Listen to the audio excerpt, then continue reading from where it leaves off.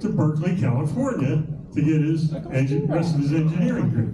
Moves back home, his dad is working with somebody volunteering at church, and they said, and he's telling, my son's looking for a job, he wants to be in the amusement industry, but nobody's hired.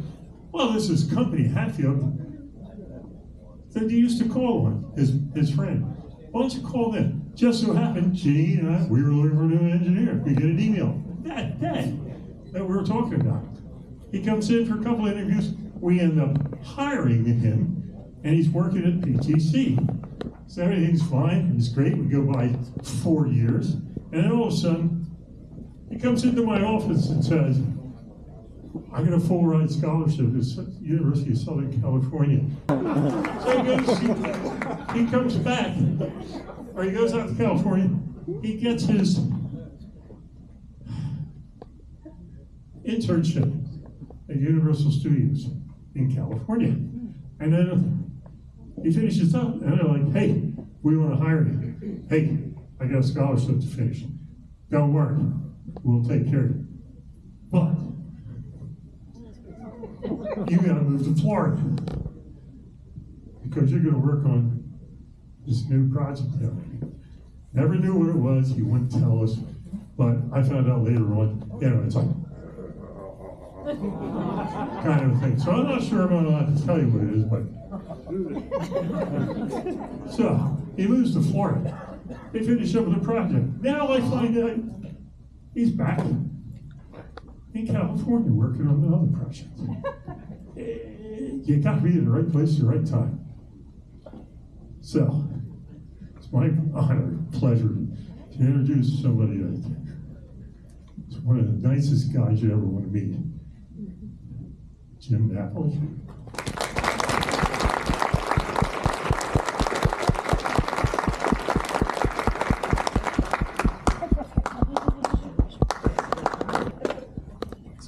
So like Tom said, my name is Jim Napoli. I work for Universal Creative. And a lot of what I did kind of started with a lot of the people, the parks, and the companies that are here in this room. So today I'm gonna go through a bit of that. Let's see.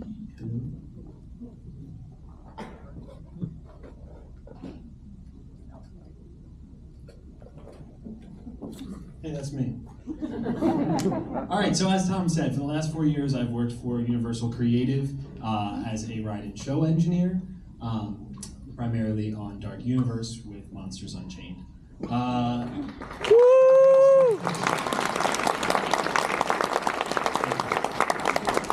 So I am going to talk a little bit about my experience on Monsters Unchained, but when Mike reached out to me to speak here, it dawned on me that it was the right room for this type of presentation. So this presentation I'm going to give you is kind of my story as being an enthusiast, and then eventually working on a project like Monsters Unchained because it is so intertwined with these parks and these companies. And that all starts at Hershey Park. So I grew up going to Hershey Park every year as our vacation, and when I say our vacation, I mean it was just that. Every summer we did one thing, we went to Hershey Park. I'm the youngest of 3, so my dad would take my 2 older sisters on rides, and I would be sitting there with jealousy that I had to watch them have fun while I couldn't quite go on it. I think my mom was happy to stay behind though because she didn't grow up going on roller coasters, and so I think she was like, all right, well I have someone that I can watch. That's my excuse. But this is where I really started to fall in love with rides and fall in love with parks. Sitting there, feeling the excitement, watching everybody have a blast. And then when I was 8 years old, my family went on their one and only trip to, I gotta get used to this thing, to Disney. And this is really kind of the thing that changed my life. For the first time, I wasn't just loving rides, I was paying attention to everything. The environments, the stories, the way it made you feel like you were somewhere else. And much like every other 8-year-old who's been to Disney, when I got home, it was the only thing I could talk about. but that lasted for a very, very long time. So much so that one of my teachers found that I was carrying around a notebook that said roller coasters, and what I was doing was taking the park maps that I would keep from Hershey and try to draw out the same layouts of Wildcat and the Comet and all of those, and come up with a few of my own. And I think they were concerned. Because this notebook that I just also found a few weeks ago as I was prepping for this is really just a bunch of scribbles. But the passion was there. So as I got old enough to kind of start my career, I, as Tom said, grew up in Quakertown. I was about 20 minutes from Dorney Park. And this is where I start my professional park hopping. So my first career in the industry was when I was going to community college at Bucks, and that was as a tour guide for Dinosaurs Alive in its inaugural season. And Dorney played a really pivotal part of my journey. This was the first time I was seeing guests in a different capacity. I wasn't the guest, I was learning what it meant to give a good guest experience. And so since I was in community college, I took a quick detour down to Orlando to be a Kilimanjaro Safaris tour guide. Go figure, I think they thought, well, he can give facts about fake animals, why don't we give him facts about real animals? But then moved my way back to Dorney, and I basically took any job they would give me. So I was a ride operator in 2014, then decided to work in the Intel office, then I decided to work as a guest services supervisor, and finally decided to be an admissions area supervisor. So I got a little bit of everything from my time at Dorney. But as Tom said, next I did decide, and clearly Tom thank you Tom, you did give me a good opening outline for what my presentation was going to be. I did move over to California to go to school for mechanical engineering. Now, when you're in mechanical engineering, they typically put you on a path for either aerospace or automotive, and I didn't want to do either of those things. I wanted to work in parks. So I went for a focus in product development. It felt very similar. It was a user experience, not quite a guest experience, but close enough. And this was 2 really, really, really intense years. And by the time my time at Berkeley was up, I just wanted to take a break. So I called my parents in Quakertown, and I said, Mom, Dad, I'm moving home. They were happy about that, actually. But spent the entire summer taking a break from things. And by the end of summer, I was like, all right, well, I'm gonna move back to California, but this is kind of nice. I'm home, I get some home-cooked meals. I like being in Pennsylvania. And I knew that Philadelphia Toboggan Coasters was only about 20 to 30 minutes away from where my parents lived. So I didn't know if they were gonna be hiring. I didn't know if they were looking for someone fresh out of school, but I knew that I had to, if I was gonna reach out to them, it had to be good. So I spent so much time on my resume. I looked at every single thing I put on my resume. I made sure it all made sense. I tweaked it. I looked at my master resume. I put stuff from my master resume back into this resume and got Janine's contact info. And I basically poured my heart out to her in this email where I said all of what I basically just said to you. And I pleaded for her to read my resume. I said, if you just read my resume, I think you'll want to have a conversation with me. This is my passion. I appreciate your time. Read this email so many times. Like I do with most important emails, said a little prayer, sent it off, took a deep breath. About 10 minutes later, I got a notification from Janine. And I thought, okay, this could either be, hey, thank you so much, we'll get back to you, or hey, we're not really looking for anything right now. But I was just really hopeful that she looked at my resume and saw that I had bounced around in the parks. This is what I got back. Thank you for your email. A resume would be great to me. There were no attachments. There were links in my email for your resume. I hate when that happens. My heart sank. I was like, well, there goes my first impression with PTC. But I emailed her back my resume, and sure enough, her and Tom reviewed it.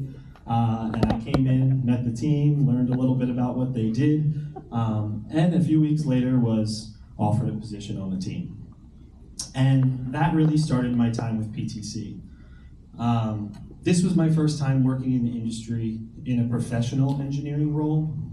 During my interview, I remember telling Tom and Janine, if I'm gonna be the best engineer I can be for you, I really need to know the product well.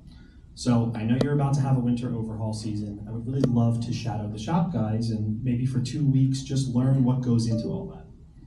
And when I got my offer from Tom, he said, so I know you said something about, 2 weeks out in the shop. How does 6 months sound? Oh my gosh. All right, that sounds great. So I spent that entire first winter overhaul season just like a sponge. I took those cars apart. I stood with all the guys that had been there for decades, absorbed their knowledge, learned how to inspect the cars, learned how to put them back together. And I can genuinely, honestly say that hands-on experience was just as valuable as my engineering education. And it's really something that I didn't really learn in school, but needed to learn. But my time at PTCI really changed how I understood the parks. I worked with Dorney in a new way. As an engineer, I learned what it was like to exhibit at IAAPA. They took me to my first IAAPA.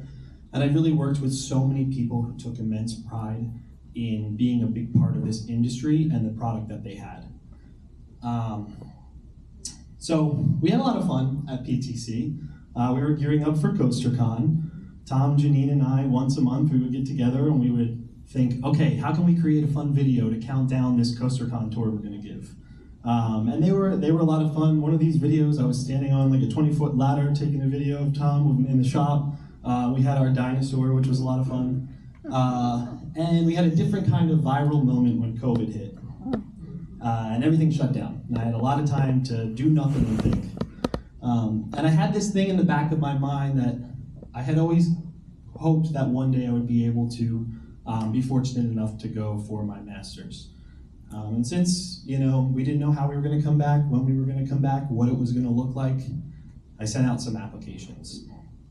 And it was kind of one of those what if and why not moments. But then we came back, we started working in the shop again, things started to pick up, and a few months later I got a letter from the University of Southern California that said, congratulations on your admission. We'd like to offer you this financial aid package to be an on-campus student.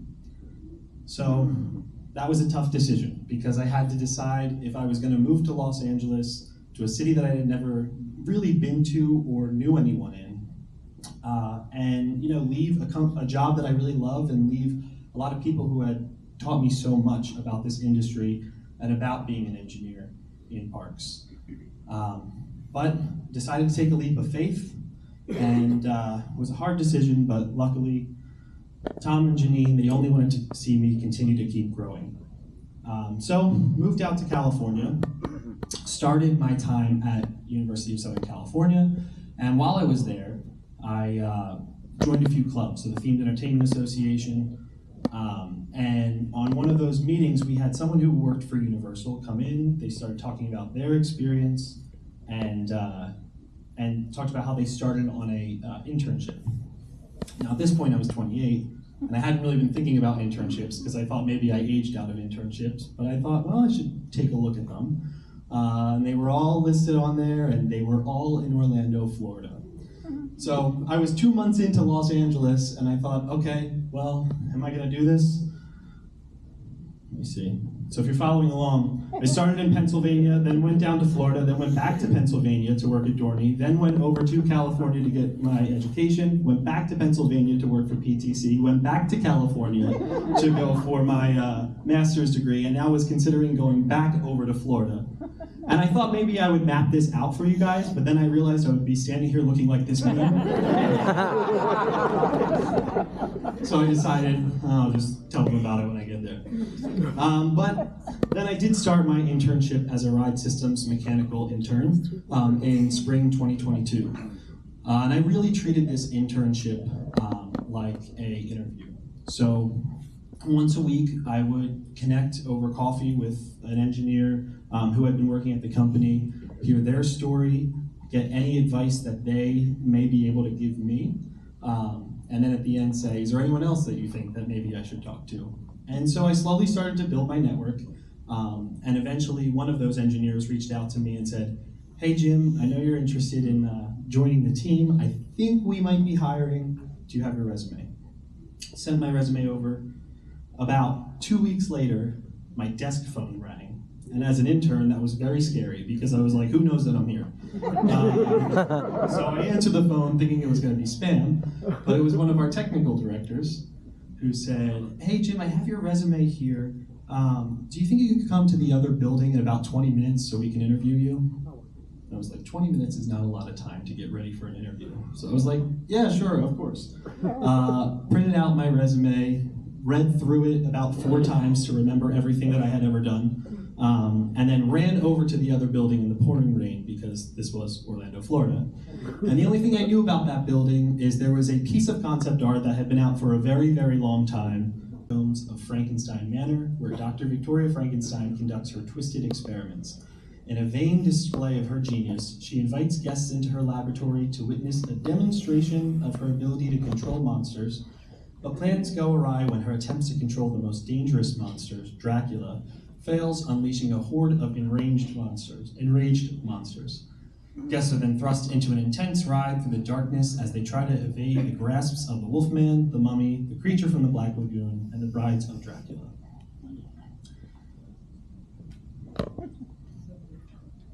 So my role on Monsters Unchained was a show engineer for show action equipment and animated props. So it's basically the moving elements you see as you go through the ride. Ballpark-wise, I was responsible for about 6 or 7 elements within the ride box and within the queue. However, my team, that was just me in charge of, my team was in charge of many, many, many moving show elements that I had a hand in as well. And for each of those, I was essentially the project manager.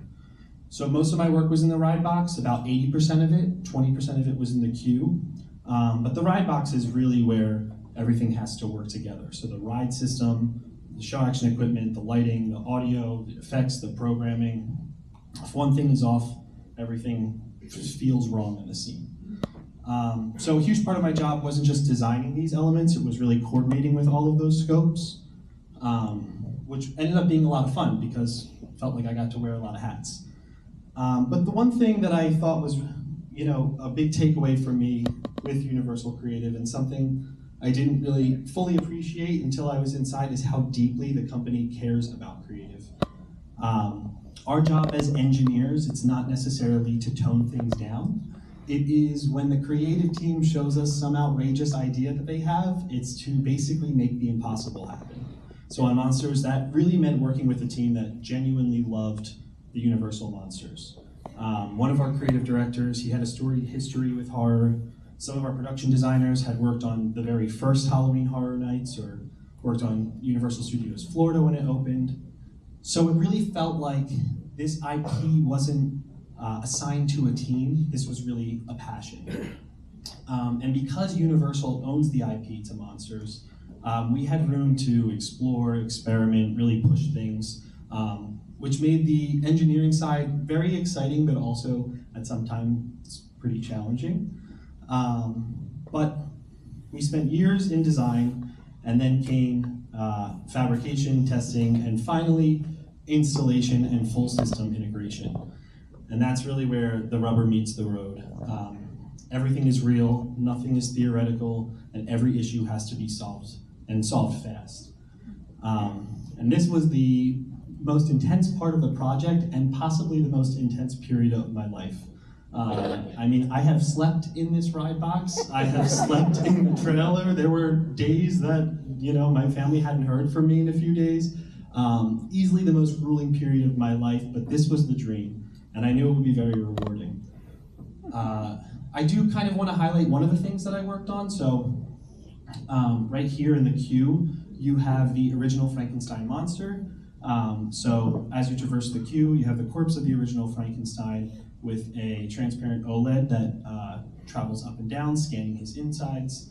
And you can see on there it says version 1. And that is because it highly resembles the 1931 original Frankenstein. And this one was really special to me for a few reasons.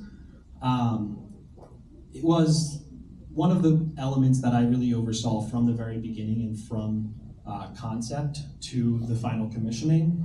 But also because it represented the original Frankenstein, it represented a version of Frankenstein that meant a lot to me, because this was my grandfather's favorite monster, and I've talked about my love for amusement parks, but I have always been a very massive Universal Monsters fan, and that is really because my grandfather was a big Universal Monsters fan.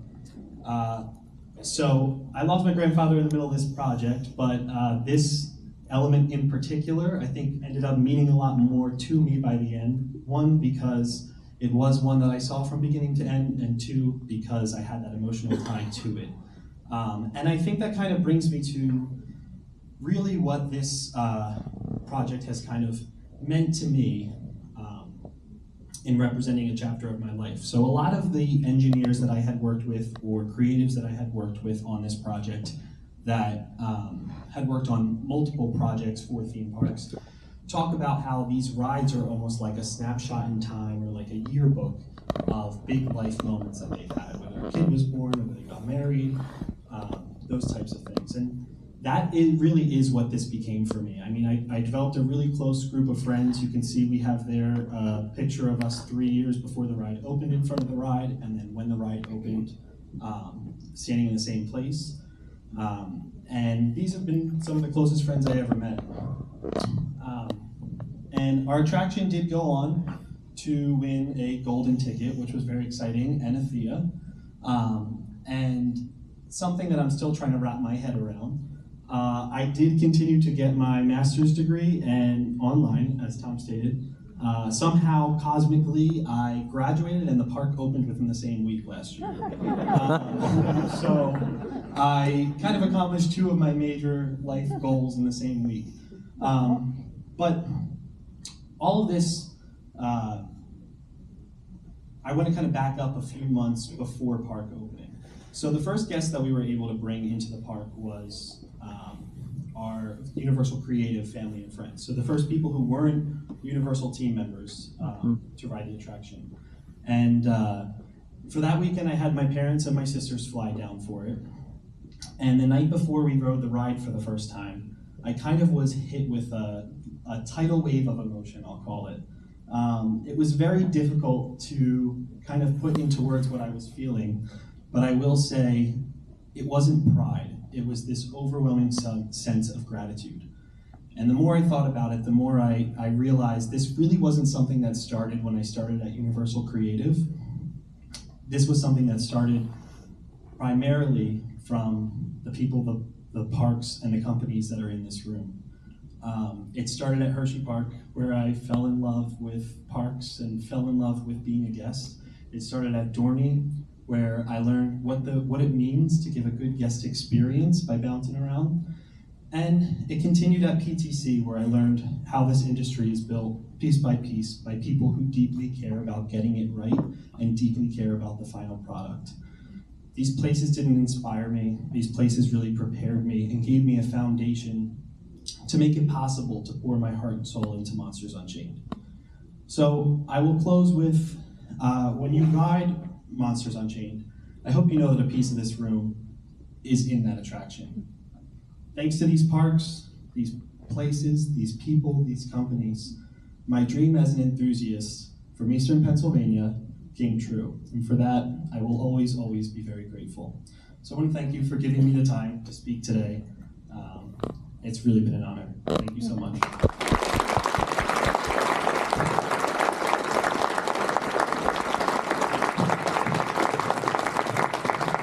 Different kind of presentation. I'm sorry that I didn't announce anything fun for Universal.